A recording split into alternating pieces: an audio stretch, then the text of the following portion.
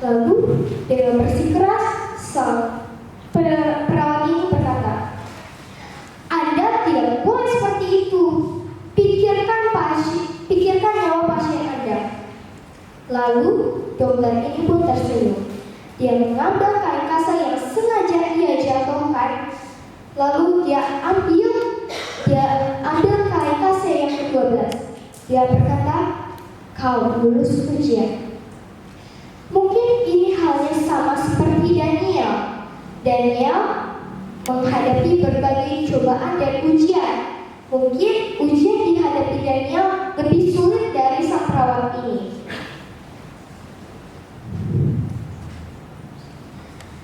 Di cerita ini kita dapat 4 poin. Yang pertama, Daniel dan teman-teman ditawar.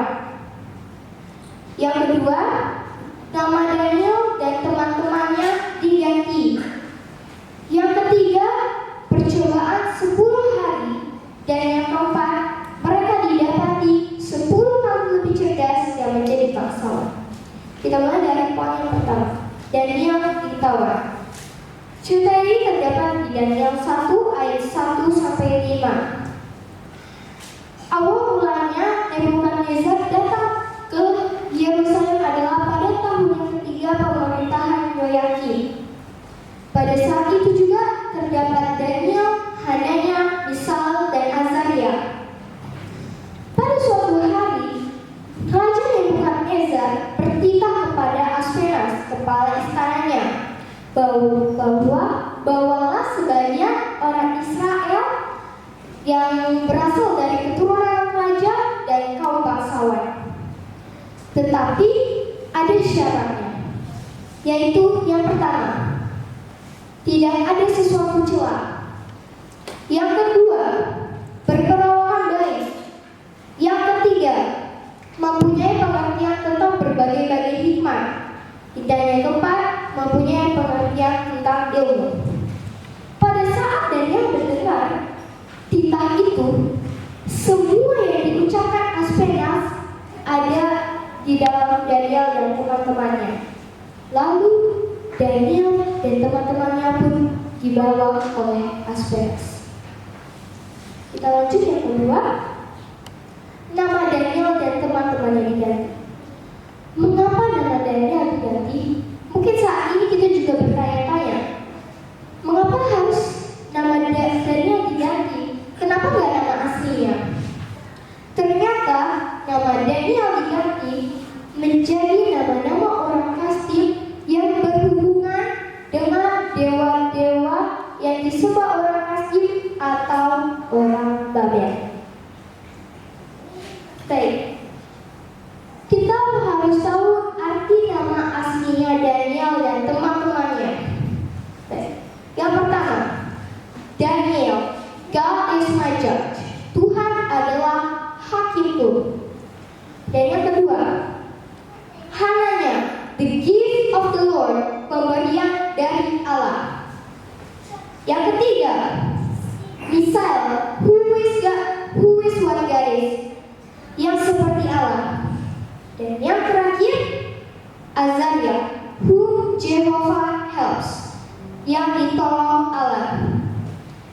Jadi, sebelum nama mereka diganti, nama mereka ini adalah meninggikan Tuhan. Tetapi, apa yang terjadi ketika nama mereka diganti? Daniel menjadi Belshazzar, Prince of Bel, Pangeran Bel, Dewa Bel. Yang kedua, Hananya menjadi Sadrak, yang berarti servant of sin, hamba dosa atau dewa bulan. Yang ketiga, Misael menjadi Mesa, such a Sumerian god, dewa Sumeria. Dan yang keempat, Azaria menjadi Abednego, yang berarti servant of Nebo, hamba Nebo. Jadi setelah nama mereka diganti, nama mereka menjadi meninggikan dewa-dewa Babel. Tetapi pada saat Daniel berada di Israel, Daniel ini mendapat pengajaran yang baik dan makan makanan yang sehat, dan dia meminum air putih saja.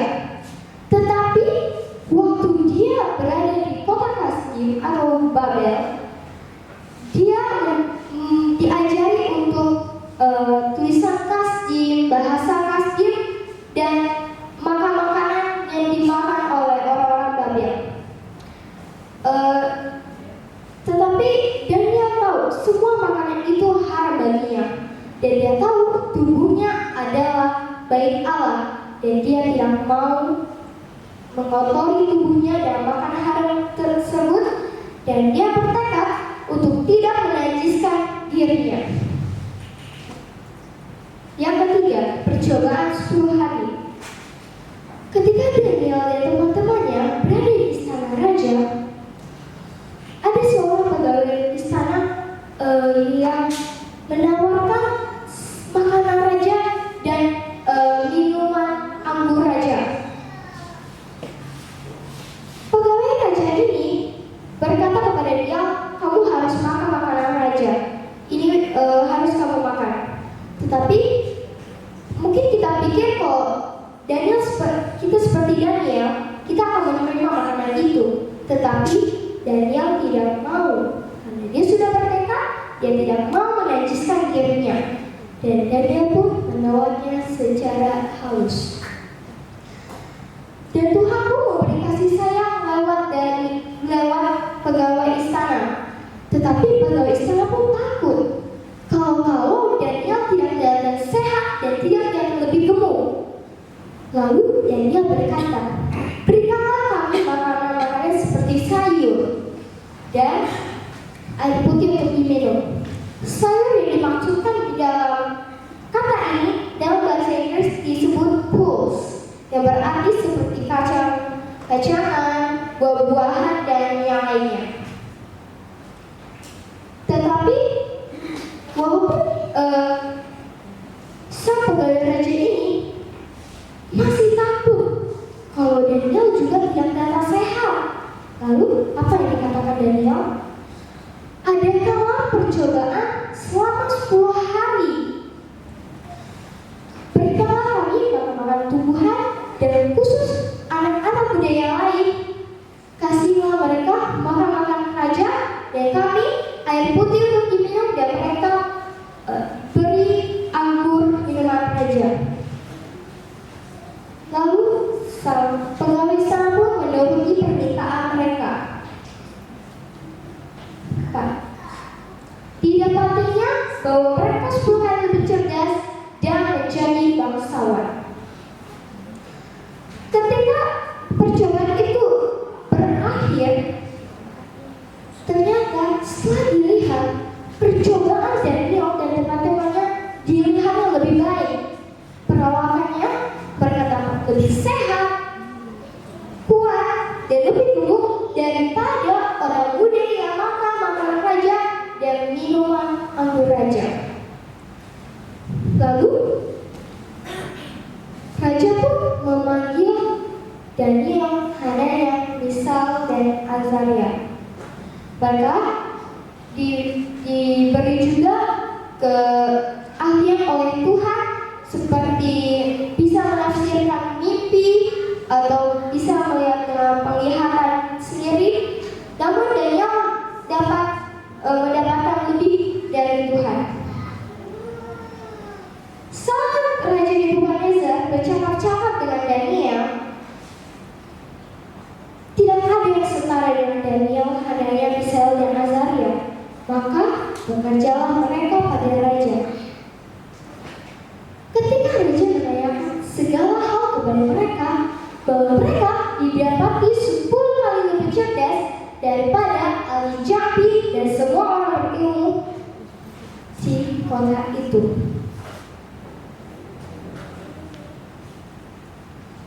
Ada 4 karakter Daniel yang perlu kita contoh. Yang pertama, Daniel adalah orang yang punya pilihan. Dia tidak suka bergantung kepada orang lain. Yang kedua, Daniel adalah orang yang setia kepada Tuhan. Dan yang ketiga, Daniel adalah orang yang mempunyai iman. Dan yang paling terakhir adalah Daniel, orang suka berdoa. Oke. Pada tahun 1859 terdapat seorang akrobat yang sangat terkenal yang bernama Charles Blondin. Dia ini bisa berjalan di seutas tali yang besarnya 3 inci, 1.100 kaki panjangnya, dan 160 meter tinggi dari permukaan air sampai ke air Niagara Falls. Charles Blondin pernah makan siang di atas seutas tali itu, dan sampai-sampai dia pernah membawa satu gerobak untuk ia seberangkan ke air Niagara Falls.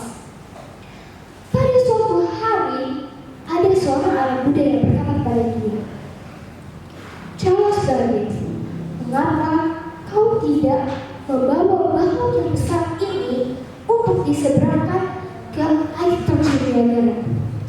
Lalu Charles Blondin bertanya, "Apakah kau yakin saya bisa membawa bahu yang besar ini untuk diseberangkan ke air terjun Niagara?" Semua penonton yang melihat dia berkata, "Ya, kamu pasti bisa." Lalu Charles membawa balon yang besar itu. Dia berjalan perlahan-lahan di atas seutas tali itu untuk diseberangkan ke air Niagara Falls. Lalu ada seorang anak muda yang berkata kepada dia lagi, "Charles Blondin, mengapa kau tidak membawa seseorang di belakangmu seperti main kuda-kudaan untuk diseberangkan ke air Niagara Falls?" Lalu Charles Blondin bertanya, "Apakah kalian yakin saya bisa membawa seseorang di belakang saya untuk seperti main kuda-kudaan untuk diseberangkan ke air Niagara Falls?" Semua berkata, "Apa? Kau pasti bisa." Tetapi saat Charles Blondin berkata atau bertanya kepada semua penonton yang dia, "Siapa yang mau ikut dengan saya di belakang saya seperti main kuda-kudaan untuk saya seberangkan ke air Niagara Falls?" Tidak ada yang menunjuk tangannya. Semua terdiam. Satu tahun kemudian, Charles Blondin kembali lagi ke air terjun Niagara dengan agennya Harry Colborne. Pada saat itu, Charles Blondin melakukan atraksi yang sangat luar biasa dan sangat menakjubkan. Dia membawa Harry Colborne untuk di belakangnya seperti main kuda-kudaan seperti yang dikatakan anak kuda tersebut. Tetapi apa yang membuat beda? Mengapa seorang anak muda yang berkata kepadanya dia tidak mau ikut, sedangkan Harry Colborne yang hanya agennya mau mengikuti Charles Blondin? Apa yang membuat beda dengan Harry Colborne ini? Ternyata selama ini Charles Blondin dan Harry Colborne belajar bersama mulai dari rintangan kecil, sedang, besar, dan lebih besar lagi, sehingga ketika mereka dihadapkan dengan situasi yang sangat menyulitkan atau mempunyai masalah yang besar, mereka bisa mengatasinya. Lalu Harry Colborne perlahan-lahan naik ke pundak Charles Blondin. Lalu Charles Blondin pun perlahan-lahan berjalan di seutas tali tersebut dan mereka berhasil melewati rintangan yang sulit tersebut. Sama halnya seperti Daniel. Mengapa Daniel tetap setia dan dia mau berserah kepada Tuhan?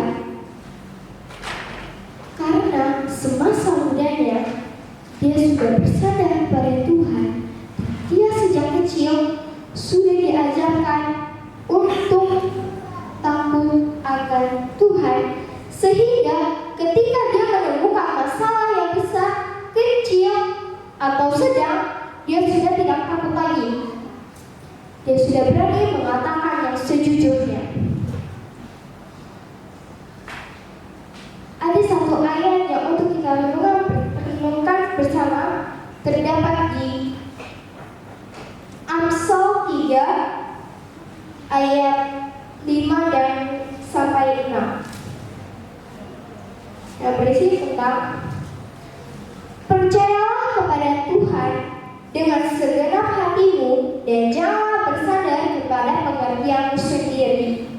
Akulah Dia dalam segala lakumu, maka Ia akan meluruskan jalanmu. Saya mempunyai satu kutipan untuk kita semua. When there is a hope, there is a faith. When there is a faith, miracles happen. Yang berarti ketika di situ ada harapan, di situ ada iman. Ketika di situ ada iman, mukjizat pun terjadi. Saya bawa dalam nama Yesus, Tuhan memberkati. Amin.